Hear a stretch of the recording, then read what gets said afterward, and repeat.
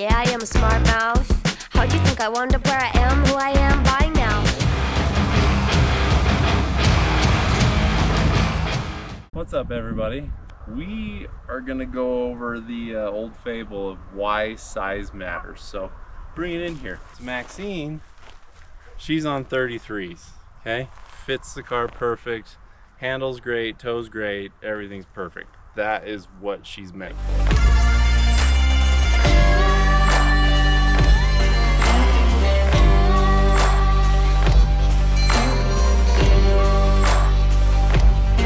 Mitchell's on 41s, just all around fun. He's too awesome! But the Snova is gonna be on 53s. So if you think 41s are big, 53s are ginormous. And this is gonna be a freaking ride.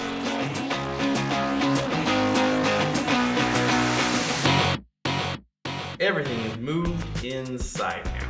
Tires brought in, the wheels brought in, and we got these puppies, which are the beadlocks, which they go on the wheel, in between the tire, pinches everything so that you can run them low pressure. Goal tomorrow, we're going to put that, and pinch it, and then do that times 6. Then we're gonna take the car, we're gonna lift it up to where ride height's gonna be, gonna stage everything, bring in the axles, we're gonna bolt everything together, set it on there, get a plan, and then take a whole bunch of pictures, because that's the last time the car's gonna be fully looking like it's a car for a long time. Please share it, tell all of your buddies if you like it. Honestly, if like a couple of people like it, maybe my wife will not think that I'm like the only crazy one out there. So now we're going to get into putting this all together through the magic of television. We failed in 2 different ways. This wheel and tire does not have a beadlock inside it, and I was trying to get it to seat. It had just big enough of a gap that air could come out, but not a big enough gap that I could use fire to seat it. Here was the first way we did though. We tried to put the beadlocks in it. We did get the actual beadlock inside, and then when we went to bolt everything down, it is still about 1 inch too wide in order to use that. Well, lo and behold, that is because this was the tire that was on it. Compare it to that one, it's about 1/2 inch on each side, meaning this 20 by 11 beadlock needs to be 1 inch narrower for this size tire to work. So now I'm going to try to cut these down 1 inch.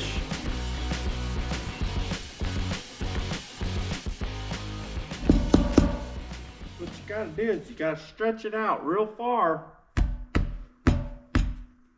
Don't tear anything, because there's no like safety stitch. You gotta just be screwed if you tear anything. All right, we got one tire with the cut down trimmed beadlock put in, and we've got the wheel into its place. You can see inside these beadlocks there's that air passage there, and also a divot that you got to line up with the wheel. And then the way that these work is there's this O-ring, and we got these new ones, brand new O-rings. They are from Boyce in Ogden, Utah. They're big military truck, that's their things. We've got 4 hands, hold this O-ring, push it down into the slot it's supposed to go, put this on, and then we can tighten it, and hopefully I cut the beadlock to the right depth so that it seats against this rim, but not so far that it's gapped out, and that O-ring doesn't seal, so wish us luck. All right, so she worked, and it is holding air. Instead of me holding it, I've got this bad boy that'll hold it for me. And in the next 2 to 5 business days, it should be full. 6.5 hours later. We got one done. I'm sure there's tire shops that are way faster at it, but I'm super cheap. Perfect. Okay, so we have 4 tires that are mounted, 3 holding air, 1 getting patched.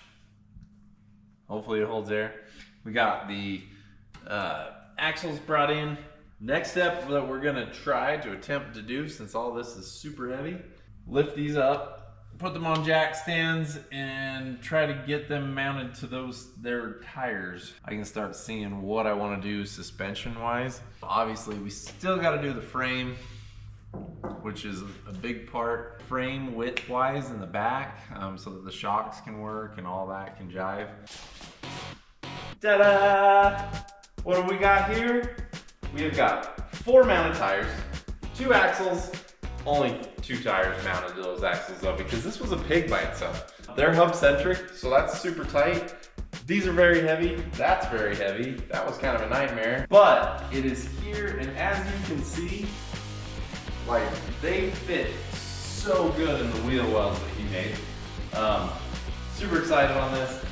So stoked. Big thanks to my wife. She's the one filming. Without her, I wouldn't have been able to do all this really heavy stuff. Stick around because the next one that we're gonna do, we're gonna set the front end. We're gonna make sure how that all fits, make sure what full lock steer is gonna look like.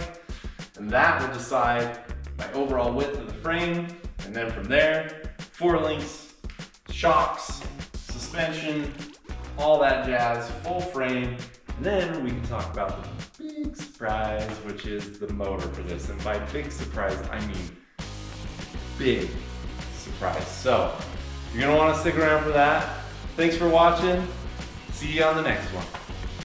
Because I've gotta build frame, I've gotta do 4 links, I've gotta do shit, ran out of battery.